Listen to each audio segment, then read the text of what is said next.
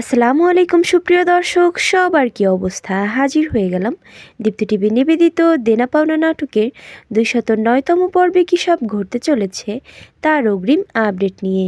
এই পর্বটি কেউ মিস করবেন না, কারণ এই পর্বে আপনারা দেখতে পারবেন পল্লবকে দেখা যাবে সে যে তার বাবার টাকা চুরি করেছিল সেটা ধরা পড়ার ভয়ে তাড়াতাড়ি সে বিদেশে চলে যাওয়ার জন্য অস্থির হয়ে উঠবে।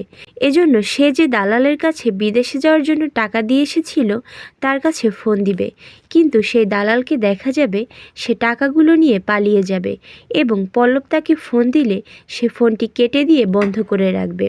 দালালের এমন কাণ্ড দেখে পল্লব ও মিথিলাকে দেখা যাবে তারা টেনশনে সেই দালালের কাছে যাওয়ার জন্য রওনা করবে। ওইদিকে রিয়াকে দেখা যাবে সে এবার ইরফানের কাছে যেতে চাইলে ইরফান রিয়ার কাছ থেকে সরে যাবে।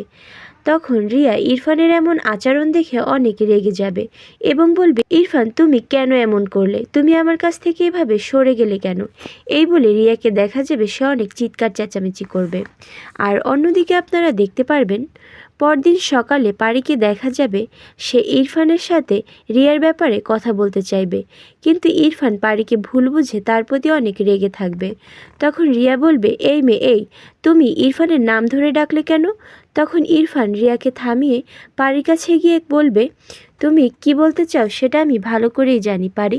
রিয়া কেন এই বাড়িতে আছে, ও কেন নিজেকে আমার বউ ভাবছে, ও আমার বেডরুমে কি করছে, তুমি এসব জিজ্ঞাসা করবে তাই তো? কিন্তু তুমি চাইলেও এগুলো আর জিজ্ঞাসা করতে পারবে না, কারণ তোমার সেই মুখ নেই, আর তুমি জিজ্ঞাসা করলেও আমি তা বলতে বাধ্য না।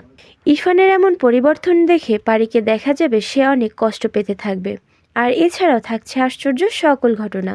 সুতরাং সবাইকে দেনা পাওনা নাটকের আগামী পর্ব দেখার আমন্ত্রণ রইল। ধন্যবাদ।